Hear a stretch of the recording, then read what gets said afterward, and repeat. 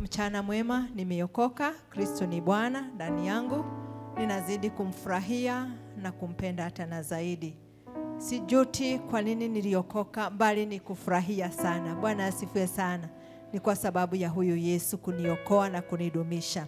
Na kwa hivyo mimi ni msafiri wa mji wa mbingu, nikiwa na imani ya kumuona Yesu. Amen. Kwa hivyo moyoni mwangu ninao furaha, ninazidi kukaa na kudumu kwake Bwana. Na ombi la moyo wangu ni huyu Mungu akazidi kunishika na mkono wake na hata kuniongoza ili niweze kufikia uzima ambao nimeahidiwa. Praise the name of the Lord. Kwa hivyo moyoni mwangu kumejaa shukrani na furaha ya Yesu.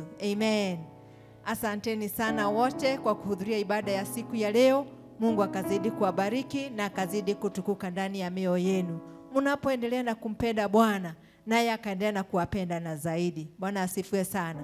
Na kwa hivyo sisi zote tukidumu kwa Bwana tutafurahia. Amen. Kwa sababu sisi wote ambao tumeokolewa kwa damu ya Yesu ni wenyeji wa mji wa mbingu. Praise the name of the Lord. Pia na washukuru wageni wote ambao mmetutembelea, mkahisi ya kwamba mahali hapa mmekaribishwa sana na kwa upendo mwingi, na Mungu akazidi kuwabariki. Na wenye mmefanya hili kuwa kanisa lenu, Mungu asiwasahau. Amen.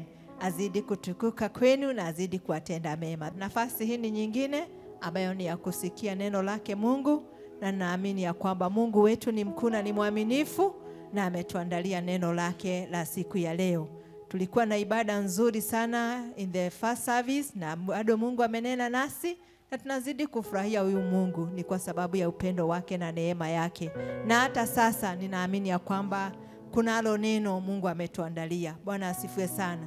Na kwa sababu ya hiyo ningeomba tuweze kusimama.